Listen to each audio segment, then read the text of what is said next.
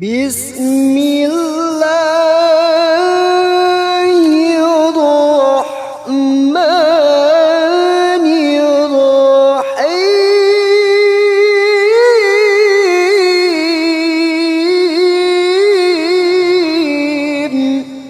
Bismillahi wa bihamdih. Assalamualaikum warahmatullahi wabarakatuh. Alhamdulillah, nahmaduhu subhanahu wa ta'ala wa na'udzu billahi min sururi anfusina wa sayyiati a'malina. May yahdihillahu fala mudhillalah wa may yudlil fala hadiyalah. Asyhadu an la ilaha illallah wa asyhadu anna Muhammadar Rasulullah. Allahumma salli wa sallim wa barik ala al-mab'uuts rahmatan lil alamin sayyidina Muhammadinil amin wa ala alihi wa ashabihi wat tabi'in wa man ittaba'ahum bi ihsanin ila yaumiddin. Allahumma aslih ummata Muhammadin sallallahu alaihi wasallam wa farrij an ummati Muhammadin sallallahu alaihi wasallam warham ummata Muhammadin sallallahu alaihi wasallam wansur wahfadh wa aid nahdlatal watani fil alamin bihaqqi Muhammadin sallallahu alaihi wasallam. Amin. Amma ba'du. Bapak-bapak, ibu-ibu, al-hadirun wal hadirat, al-mu'takifun wal mu'takifat, jemaah i'tikaf rahimani wa iyyakumullah rahmatan wasi'ah. Mudah-mudahan Allah Subhanahu wa taala merahmati kita semuanya dalam segala kondisi dan situasi. Mudah-mudahan Allah Subhanahu wa taala berkenan untuk selalu melimpahkan taufik dan hidayahnya kepada kita, dan dengan taufik dan hidayah tersebut kita bisa melaksanakan kewajiban-kewajiban kita sebagai hamba Allah yang beriman dan berislam sesuai dengan ketentuan agama Allah. Bapak-bapak dan ibu semuanya, alhamdulillah wa syukrulillah, mengisi i'tikaf kita sampai menjelang atau sampai masuknya waktu isya nanti, kita melanjutkan apa yang sebelumnya kita baca, yaitu kitab syarah atau penjelasan daripada Al-Waraqat, buku tentang usulul fiqhi. Usulul fiqhi adalah ilmu bagaimana cara ulama menggali ayat ataupun hadis, hasil galiannya itu berupa hukum-hukum fikih, hukum-hukum syariat. Jadi belajar usul fikih ini kita ingin melihat bagaimana cara ulama membaca Quran, membaca hadis, sehingga lahirlah kesimpulan tersebut hukum, dengan tujuan salah satunya adalah meningkatkan ilmu kita, meningkatkan pemahaman kita dalam bermazhab. Kita mengikuti Imam Syafi'i artinya apa? Kita mengikuti bagaimana cara Imam Syafi'i memahami Al-Quran, memahami hadis, bukan semata-mata mengikuti manusianya, tetapi mengikuti, kalau bahasa agamanya itu manhajnya, caranya, berembi-entannya Imam Asy-Syafi'i rahimahullahu ta'ala dalam memaknai Al-Quran maupun hadis. Pada malam hari ini sampailah kepada kita qala al-musannifu rahimahullahu ta'ala wa nafa'ana bi ulumihi fid dharaini amin. Wa amman naskhu, ya. Dalam salah satu pembahasan dalam ilmu usul fiqh adalah an-naskhu. Sering sekali kita maknai dengan ucapkan dengan nasakh, ya. Naskhu itu artinya menghilangkan. Naskhun itu artinya juga menyalin atau menulis ulang. Maka naskah dalam bahasa Indonesia pada dasarnya terambil daripada bahasa Arab naskhotun, yang berarti tulisan hasil ditulis ulang. Misalnya kitab ini tiang ulis ulang di buku lain, itu namanya tulisan lain ini namanya naskah. Maka naskah, sesungguhnya naskah itu adalah hasil tulisan dari apa yang disuarakan oleh orang atau dari buku yang lain. Naskah proklamasi artinya tulisan tentang apa yang dibacakan oleh tim penyusunnya. Itu arti an-nashu secara penggunaan bahasa. Tetapi maksud daripada nasakh yang kita inginkan untuk kita baca bersama-sama adalah al-khitabu ad-dallu ala rabtil hukmi tsabiti bil khitabi al-mutaqaddimi ala wajhin laulahu lakana tsabitan ma'a tarakhihi anhu. Ini bahasanya.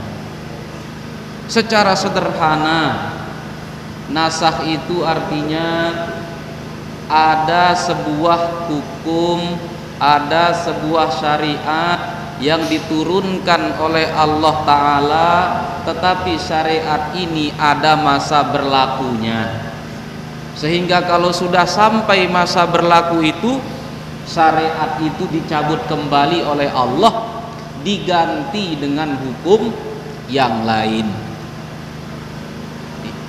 Masa berlaku namanya nasakh itu.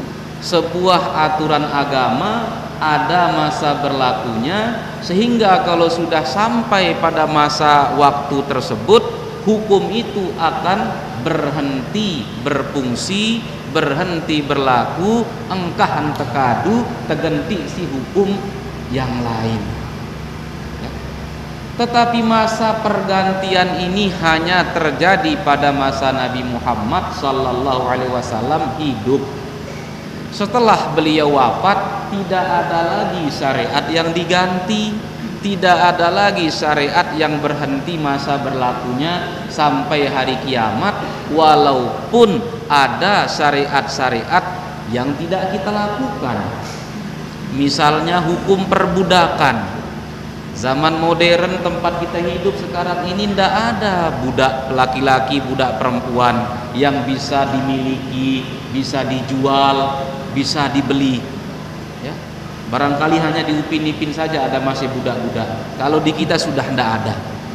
Maka itu artinya walaupun tidak terjadi pada masa ini, ya, itu bukan dihapus hukum itu, masih ada dia. Wallahu a'lam di masa depan akan berlaku kembali atau tidak, karena situasi dan kondisi yang berbeda dari yang sekarang. Maka penghapusan hukum, pergantian hukum atau syariat itu hanya terjadi pada masa Rasulullah sallallahu alaihi wasallam itu hidup. Ya, itu namanya nasakh. Jadi kalau hukum itu tidak berlaku karena memang tidak ada kasusnya seperti perbudakan, bukan nasakh namanya. Atau sebuah hukum berhenti berlaku karena manusianya itu memang tidak cukup syarat untuk melaksanakan syariat. Misalnya karena dia gila, maka tidak ada syariat yang berlaku untuk orang gila. Ndek wajib sembahyang, ndek wajib puasa. Andai kata dia tidak berpakaian dan tidak bercelana, dia berdosa karena dia gila. Maka pada diri orang tersebut seolah-olah hukum syariat itu tidak berlaku, nah kan? Tetapi mengapa begitu? Karena manusianya, dianya yang tidak memiliki kecukupan syarat menjadi seorang mukallaf. Atau misalnya hukum atau syariat itu disebutkan batasannya oleh Allah Ta'ala. Maka kalau sudah sampai batasannya, hukum yang lain berlaku. Misalnya dalam ayat yang menjelaskan bahwa wala taqrabun nisa, bukan, ya, dilarang para suami-suami menyentuh istrinya dalam keadaan haid. Wala taqrabuhunna hatta yathurna. Janganlah para suami-suami itu tidur dalam arti tidur yang lain, ya, bukan tidur biasa. Kalau istri-istrinya dalam keadaan haid, tetapi hukum larangan ini berlakunya kalau istri itu haid saja.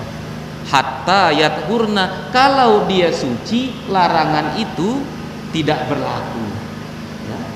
Kalau istrinya suci, larangan menggauli itu tidak berlaku lagi. Dia haid lagi, larangan itu berlaku lagi. Ini namanya bukan nasakh juga. Nasakh itu hukumnya diangkat oleh Allah. Mengapa diangkat? Karena hukum itu adalah firman Allah, maka yang berhak mengangkatnya adalah Allah. Bagaimana cara Allah mengangkatnya? Wallahu a'lam. Bagaimana cara kita tahu Allah mengangkatnya? Allah menurunkan hukum yang baru. Ketika Allah menurunkan ayat Al-Quran yang lain yang baru, berarti paham sahabat-sahabat Rasulullah saat itu, berarti ada hukum yang diganti. Misalnya ada namanya naskhul hukmi wa baqaur rasmi, ya. Ayatnya masih ada, hukumnya tidak berlaku. Kalau ayatnya masih ada dalam Al-Quran, kita baca, ya, tetapi hukumnya mekadu. Apa contohnya ini? Contohnya, pada awal-awal syariat Islam, seorang perempuan yang meninggal suaminya, iddahnya itu adalah setahun, ya. Walladzina yutawaffawna minkum wa yadharuna azwajan wasiyatan li azwajihim mata'an ilal hauli ghaira ikhraj.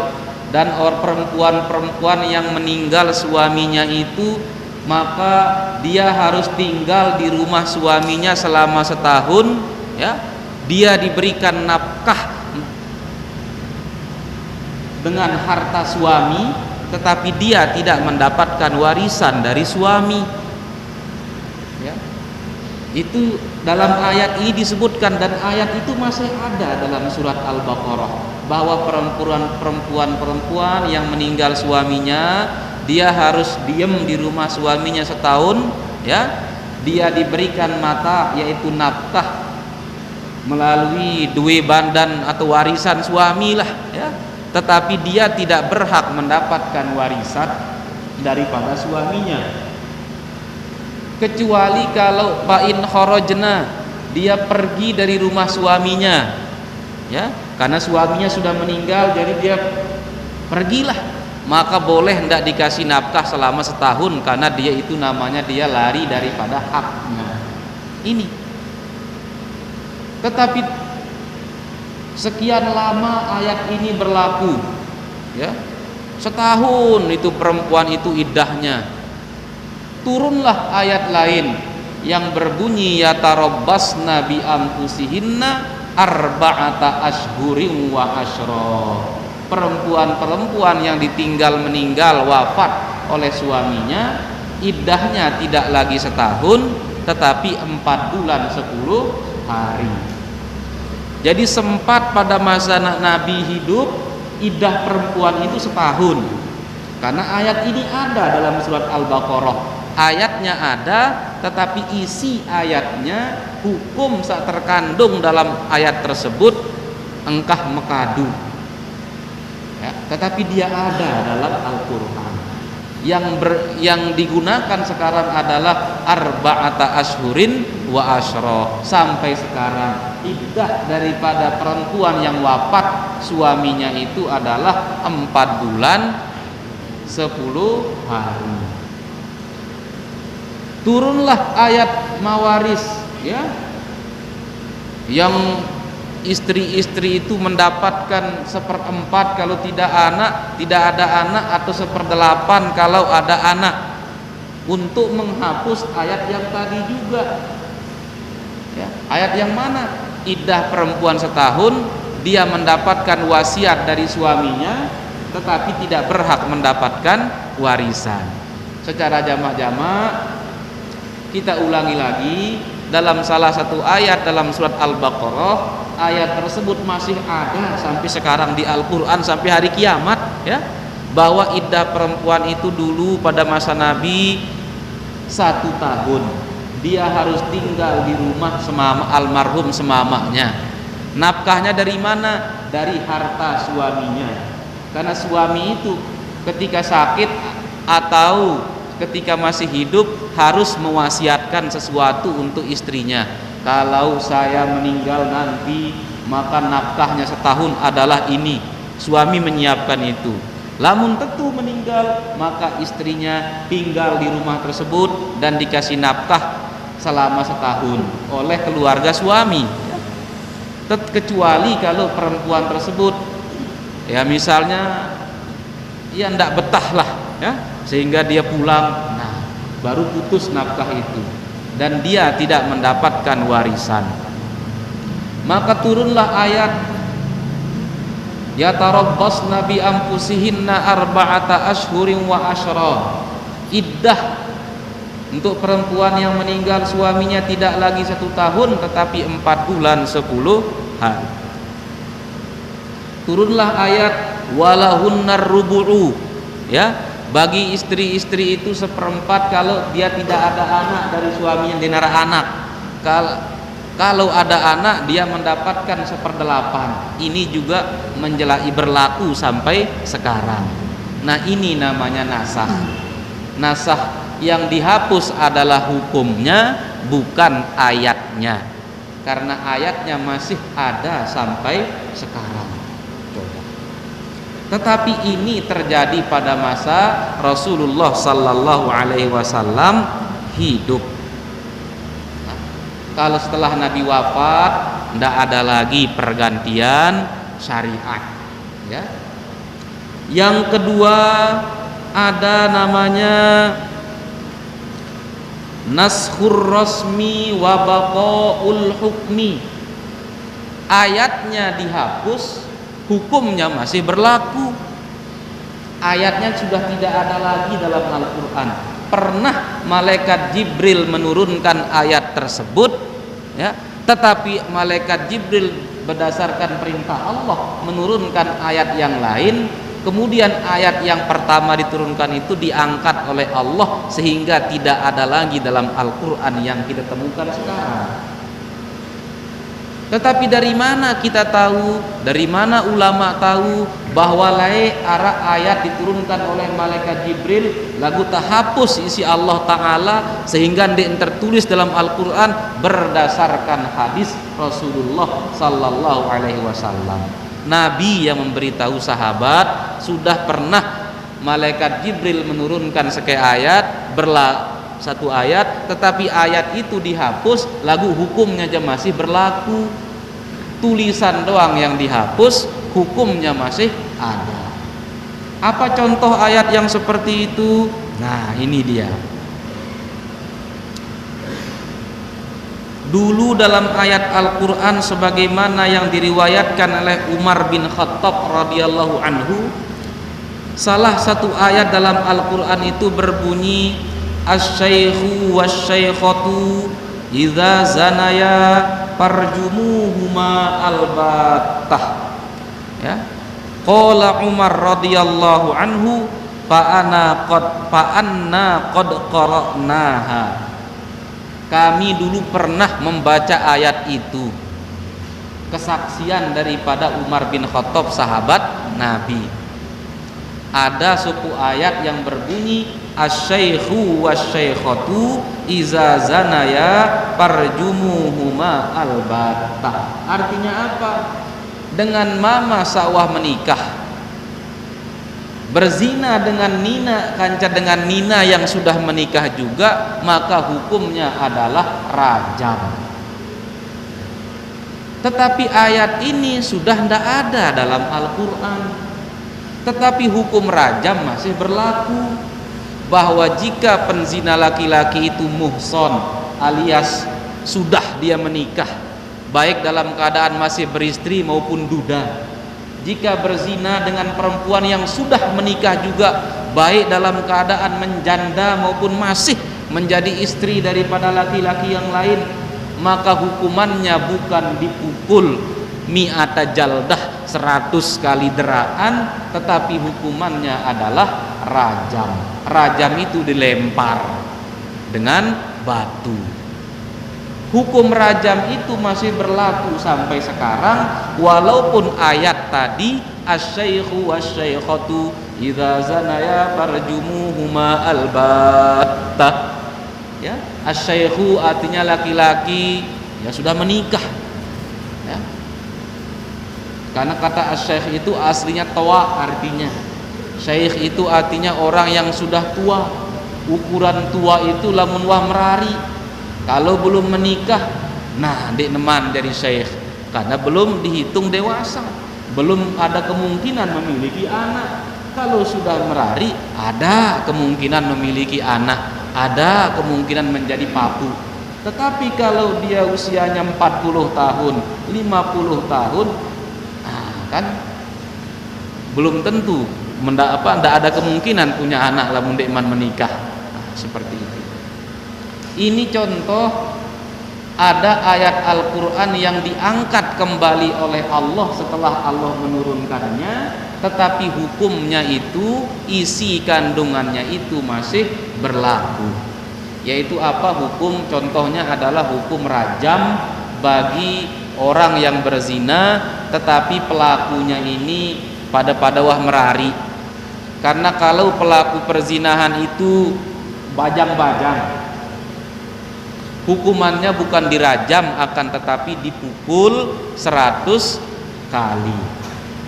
Sesuai dalam ayat Al-Qur'an, ya kan? Az-zaniyatu waz-zani fajlidu kulla wahidin minhuma mi'ata jaldah. Ya, penzina perempuan dan penzina laki-laki maka hukumannya adalah 100. Tetapi ayat ini khusus berlaku untuk penzina yang belum menikah. Kalau penzina yang sudah menikah, ada ayat lain yang membicarakannya. Ayat lain itu apa? Asy-syaikhu wasy-syaikhatu iza zanaya farjumuhuma albattah. Akan tetapi ayat ini diangkat kembali oleh Allah Subhanahu wa ta'ala. Tetapi kandungan hukumnya masih berlaku. Karena pada masa Nabi juga pernah terjadi rajam. Pada masa Nabi pernah terjadi rajam. Ada salah suku perempuan datang kepada Rasulullah sallallahu alaihi wasallam, dia mengaku, "Ya Rasulullah, ini saya pernah melakukan zina, hukum saya," katanya. "Saya pernah melakukan zina," kata perempuan ini, "hukum saya." Betul, ditanya terus Nabi, "Betul tidak?" Tetapi karena dia mengaku, maka Rasulullah menyuruhnya pulang sampai anakmu lahir. Diberi dia waktu berbulan-bulan oleh Nabi, kesempatan agar anak yang dikandungnya itu lahir. Ternyata setelah lahir datang lagi dia minta mau dihukum. Coba, kalau kita diberi waktu begitu berarti alhamdulillah burung terhukum si Nabi kan. Tapi kalau perempuan daripada sahabat Rasulullah ini, begitu anaknya lahir datang lagi dia, "Ya Rasulullah, ini anaknya sudah lahir, hukum saya." Nabi menyuruhnya pulang, "Berikan anakmu ini ASI dulu, sampai dia sudah selesai ASI baru datang kembali." Tentu pulang bertahun kan, sekitar paling tidak, atau kalau sempurnanya kan 2 tahun masa ASI itu. Datang lagi dia, ya. Dan di tangan anak itu ada khubzun, sepotong roti, untuk menunjukkan bahwa anak ini memang sudah berhenti ASI. Jadi kira-kira 2,5 tahun ditunda hukumannya oleh Nabi. Pertama agar dia melahirkan, kedua agar selesai masa ASInya, baru kemudian dia dirajam. Ketika dirajam, Arak salah suku sahabat itu semangat sekali melemparnya. Ya. ah, ada emosi ketika melemparnya, merajamnya itu. Sehingga Nabi memperingatinya, mahlan ya Khalid, adeng-adeng wahai Khalid bin Walid. Keras selalu mesti melempar itu. Mahlan ya Khalid, adeng-adeng ya Khalid. Innaha qad tabat, law taba biha ahlul madinati lakafathum. Sesungguhnya perempuan ini sudah bertaubat.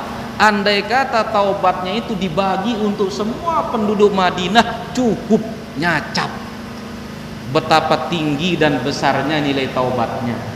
Sehingga Nabi menasehati Khalid bin Walid, mahlan ya Khalid, adeng-adeng, engkau tidak sedang membunuh, tetapi engkau sedang menjalankan syariat Allah. Maka pelajarannya buat kita yang pertama adalah taubatnya itu berat, ya, berat. Yang kedua, menjalankan syariat itu tidak boleh dengan emosi, tidak boleh dengan hawa nafsu. Sehingga kalau kita misalnya mengajak anak muda untuk sholat, lamun dek milih terus nyumpak sida, berarti dek ketubuh melaksanakan syariat. Berarti sudah emosinya di situ. Beda kalau kita ngajar anak kita memang berat dia. Jelapan kita emosi kalau ke anak sendiri daripada anak orang lain, itu memang sudah manusiawi. Makanya dari dulu tuan guru, kiai para ulama kalau anaknya sendiri diajar disuruh ngaji ke orang lain, ke guru yang lain. Kalau anak orang lain datang ngaji ke dia, anaknya sendiri ngaji ke orang lain. Ya, karena memang seperti itu. Ya, kalau ke anak sendiri jelas, tidak boleh amar ma'ruf nahi mungkar itu dengan emosi, dengan hawa nafsu.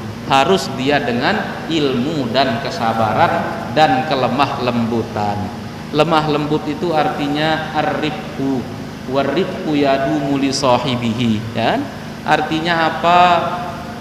Ulama menggambarkan kita, gambarannya adalah kalau ada orang melakukan nahi mungkar, melarang orang untuk berbuat kemungkaran, tetapi ketika melarang kemungkaran itu dia melakukan kemungkaran yang lain, sampai nyumpak balak dengan melaksanakan kemungkaran, maka di sini sudah tidak pas. Melaksanakan syariat itu harus dengan ilmu bahwa kita benar-benar melaksanakan syariat. Ya, rajam itu memang melempar dengan batu. Akan tetapi Nabi mengingatkan sahabatnya, yang engkau lempar ini bukanlah musuh, yang engkau lempar ini bukanlah setan iblis, yang engkau lempar ini adalah orang Islam yang sedang bertaubat, yang sudah bertaubat. Maka jangan ada emosi. Melakukan lemparan itu murni karena melaksanakan hukum Allah Subhanahu wa taala, bukan dengan niat apa namanya, niat membunuh. Dalam gambaran yang lain, seorang sahabat yang bernama Usamah bin Zaid dianggap sebagai cucu oleh Rasulullah sallallahu alaihi wasallam.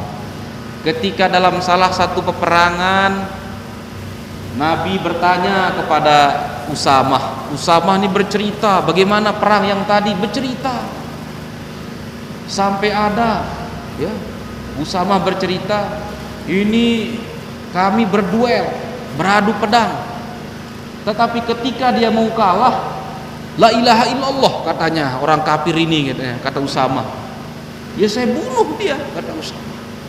Nabi berhenti tersenyum, berubah muka Nabi.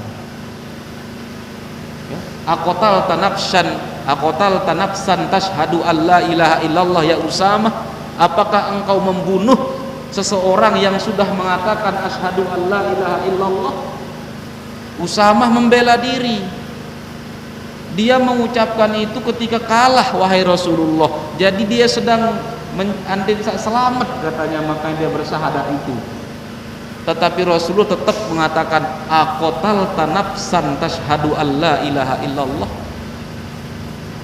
Engkau telah membunuh orang yang bersyahadat wahai Usamah. Terserah dia bersyahadat itu karena takut mati, karena kalah, atau karena tulus ikhlas dari hati. Yang jelas lisannya sudah bersyahadat. Pelajarannya apa? Selama zahirnya Islam, bersyahadat orang itu, jangan kita terlalu sibuk mencari macam-macamnya itu dalam penerapan syariat Islam. Ya.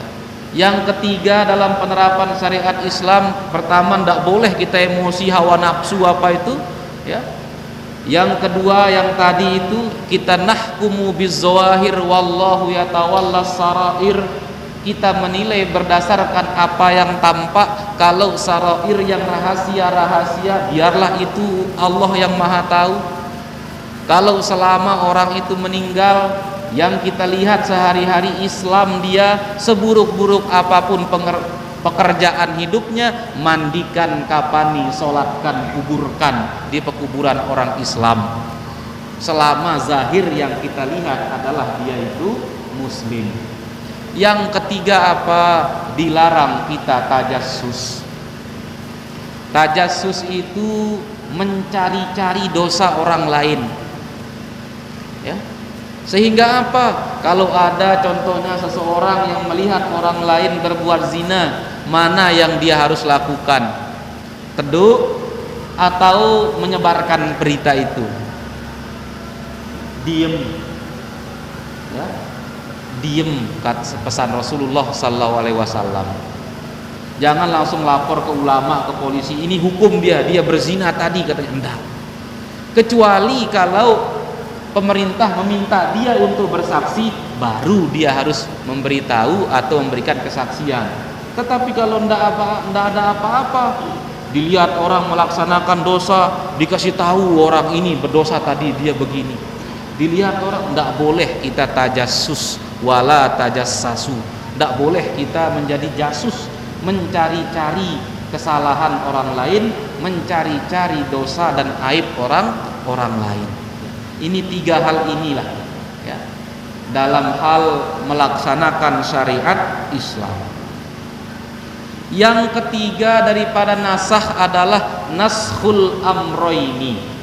Ayatnya terhapus, hukumnya endah terhapus si Allah Subhanahu wa ta'ala. Jadi sudah tidak berlaku kedua-duanya. Ayatnya sudah tidak ada lagi dalam Al-Quran, hukumnya pun sudah tidak kita lakukan lagi. Diriwayatkan oleh Imam Muslim, berarti hadisnya sahih, dari Aisyah radhiyallahu anha, bahwa Aisyah istri Nabi menyampaikan sebuah hadis.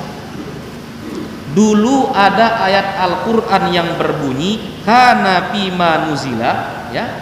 Ada ayat Al-Quran yang dulu berbunyi asyru radaatin ma'lumatin yuharrimna. 10 kali susuan itu membuat seseorang itu menjadi saudara sesusuan. Namun 10 kali. Dulu ada ayat Al-Quran yang begini bunyinya, ya. Tetapi sekarang ayat itu sudah tidak ada lagi. Hukumnya bagaimana? Sudah tidak berlaku lagi. Yang berlaku apa? 5 kali susuan, bukan 10 kali. Tetapi 5 kali itu dihitung, 1 kali itu sampai kenyang bayinya. Bukan sekali terus dia mentelak, berarti sekali ngendi. Sekali itu dihitung kapan dia besur. Karena bayi itu kalau ndek neman besur, ndek manengkah. Kalau orang dewasa kadang-kadang bisa berhenti makan walaupun belum kenyang karena alasan tertentu. Tetapi ada juga yang masih makan walaupun sudah kenyang, karena mungkin makannya bukan karena lapar, karena hobi. Wallahu a'lam. Tetapi kalau bayi lamun lapah, embe tahu pasti minta. Ndak peduli di rumah kek, di mobil kek, di mana-mana. Tetapi kalau sudah kenyang pasti dia berhenti. Nah, secara normal, maka 5 kali itu dihitung, sekalinya itu sampai dia kenyang. Kalau sudah terjadi 5 kali, maka anak daripada ibu yang menyusui tersebut besemeton kancan bayi dengan lain yang dia berikan ASI itu, ya. Dulu pernah ada ayat yang berbunyi asyru radaatin ma'lumatin yuharrimna. 10 kali susuan itu membuat seseorang menjadi mahram, menjadi haram nikah tetapi ayat itu sudah tidak berlaku, tidak ada lagi, dan hukumnya engkah berlaku, diganti dengan hadis Rasulullah sallallahu alaihi wasallam, khamsin ma'lumatin yuharrimna, 5 kali susuan itu yang membuat seseorang menjadi saudara rodoah. 5 kali, tetapi dalam usia masa ASI, ya, masa ASI. Kalau dia memberikannya ASI, anaknya sudah 4 tahun ya, ndek berlaku saudara rodoah itu. Masa 2 tahun lah masih masa ASI, ya. Itu yang membuatnya menjadi ukhuwah atau saudara sesusuan. Jadi niki jemaah, ya. Dulu pada masa Nabi hukum-hukum itu ada yang diturunkan berlaku 2, 3, 4, 5 tahun, diganti oleh Allah. Ulama bertanya, mengapa Allah mengganti hukum? Kenapa tidak dari awal diturunkan yang perempuan itu misalnya iddahnya 4 bulan 10 hari, langsung dari awal diturunkan oleh Allah? Mengapa harus iddahnya setahun berjulu, kemudian itu terjadi diganti oleh Allah? Kenapa tidak sekalian saja Allah menurunkan, tidak ada penghapusan, ya? Jawaban yang pertama kata ulama, wallahu a'lam, Allah maha tahu. Yang kedua, jawaban ulama, ya, in kanal hukmu mutatabbi'an lil maslahati pataghayyarul hukmu bitaghayyuriha. Kalau hukum-hukum Allah itu diturunkan oleh Allah untuk menghadirkan kemaslahatan, maka hukum itu akan berubah jika kemaslahatan itu berubah, kata ulama. In kanal hukmu, ya, kalau hukum itu mengikuti maslahat, maka hukum itu akan berubah jika maslahat itu berubah. Maka pergantian hukum oleh Allah ini sesuai dengan kemaslahatan manusia, sesuai dengan kemaslahatan umat Islam. Itulah namanya nasakh, nasikh, mansuh. Sering kita kenal dengan nasikh, mansuh. Nasikh itu ayat yang menghapus turun kemudian, mansuh itu ayat yang dihapus berarti turunnya duluan, ya. Ini sudah masuk waktu Isya. Ini listrik ini dari Sakra sampai sini mungkin sampai Lau, mungkin gangguan juga mungkin, ya. Kita cukupkan sampai di sini.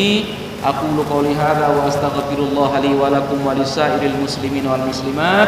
Wallahul muwaffiq wal hadi ila sabilir rasyad. Wassalamu alaikum warahmatullahi taala wabarakatuh. Apa namanya, wa dhimmatuhu marhunah, tergadai ndek man tebus apa? Bapak-bapak dan ibu semuanya, kewajiban ahli waris setelah seseorang meninggal adalah setelah selesai proses pemakaman, kewajibannya bukan tahlilan, kewajibannya bukan nyiwa, kewajibannya bukan bagi-bagi pusaka. Kewajibannya yang kedua adalah selesaikan hutang. Jika seseorang meninggal, kewajiban pertama keluarga adalah menyelesaikan prosesi pemakamannya, dari memandikan, mengkafani, menyolatkan, penguburan. Kewajiban yang kedua bukanlah nyiwa, tetapi kewajiban yang kedua adalah selesaikan kalau ada sangkut pautnya. Uang dari mana untuk menyelesaikan hutang? Uang dari yang meninggal kalau ada, ya, kalau ada, ya, harta peninggalannya itu.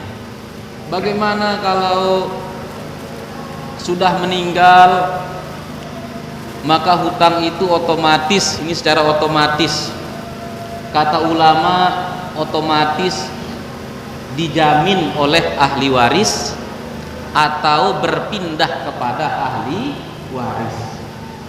Mengapa bahasanya dijamin? Karena hadisnya mengatakan seperti itu.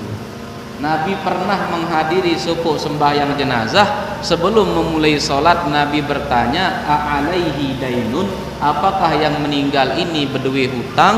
Salah seorang menjawab, na'am ya Rasulullah, dinaroni, Nggih wahai Nabi, almarhum ni berdua hutang 2 dinar. Pansorofar Rasul, mundur Nabi, mirek dalam arti berpindah berdirinya.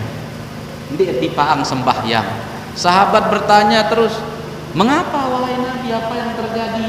Nabi menjawab, ma tanfa'uhu salati wa zimmatuhu marhunah. Solatku tidak akan bermanfaat, doaku dan solatku tidak akan bermanfaat untuk dia. Wa zimmatuhu marhunah, sedangkan tanggung jawabnya itu belum selesai. Zimmah itu bukan roh. Jadi jangan bilang rohnya itu masih gini. Zimmah itu adalah sesuatu yang dibuatkan oleh Allah dalam diri manusia. Dengan zimmah ini kita memiliki hak dan kita memiliki kewajiban. Tempat melekatnya hak, tempat melekatnya kewajiban, ya aran zimmah. Jadi zimmahnya itu masih sibuk dengan kewajibannya. Illa, kecuali, sambung Nabi, ya, ada di antara kalian yang qoma ahadukum fadhaminahu, ada salah seorang di antara kalian yang menjaminnya.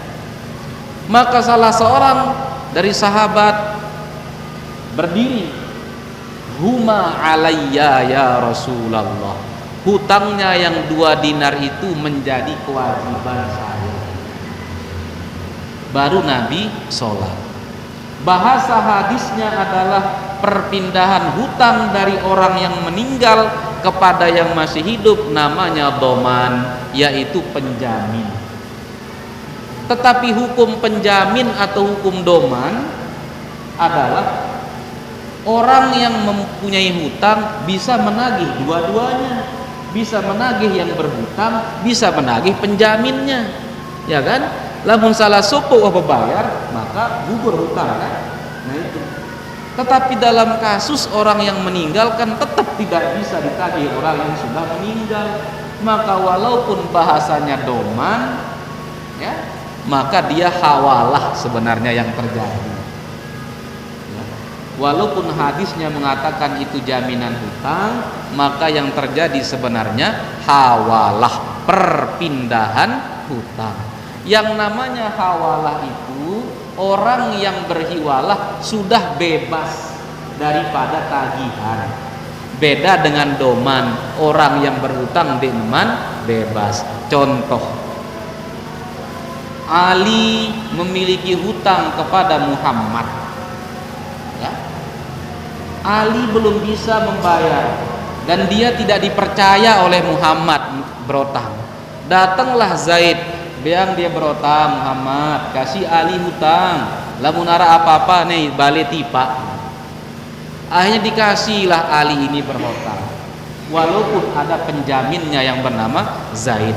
Tetapi kalau jaminan doman, maka baik Ali maupun Zaid masih sama-sama terikat dengan hutang sampai salah suku di antara keduanya membayar. Artinya terikat apa? Muhammad boleh menagih Ali karena Ali yang berotang. Muhammad boleh menagih Zaid karena Zaid yang menjadi sponsornya atau penjaminnya, ya kan? Maka kalau menggunakan hukum doman, selama hutang itu dibayar, maka mayit masih tergadai katanya, kan? Yang kedua, tetapi hukum doman ini tidak bisa terjadi pada mayit. Mengapa? Karena orang yang punya uang itu hanya bisa menagih penjamin, tidak bisa menagih yang sudah meninggal. Maka walaupun namanya jaminan, tetapi karena sak bedue kepeng ini tidak bisa lagi menagih yang berhutang, maka yang terjadi sebenarnya adalah hawalah atau hiwalah. Sedangkan dalam hukum syariat hiwalah atau hawalah niki, kewajiban itu berpindah. Kalau hutang itu sudah dihiwalahkan, tidak boleh lagi kita menagih ke orang itu. Misalnya, contoh yang tadi, Muhammad memberi hutang kepada Ali. Ali menghiwalahkan hutang ini. Wahai Muhammad, jangan tagih saya lagi, hutangmu itu saya hiwalahkan ke Zaid karena Zaid berdua hutang tiba. punya hutang juga begitu. Setuju Muhammad. Ini namanya hiwalah. Ya.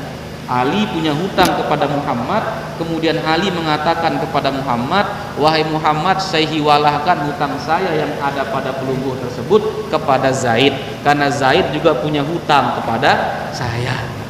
Setuju Muhammad.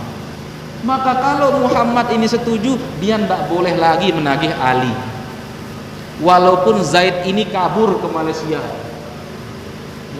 tapi tetap dia tidak boleh lagi menagih Ali. Karena namanya hawalah itu berpindah, tahwil itu pindah artinya, ya, pindah arti tahwil. Kalau doman itu berkumpul artinya, sehingga baik yang berhutang sama penjaminnya berkumpul untuk bertanggung jawab. Tetapi kalau hawalah berpindah. Lalu bagaimana hutang itu belum dibayar sama ini? Tetap orang yang meninggal sudah aman, walaupun hutangnya belum dibayar, karena hutang itu sudah berpindah kepada pihak ketiga, dalam arti mungkin ahli warisnya atau ada orang lain, wallahu a'lam, sehingga aman, ya, aman.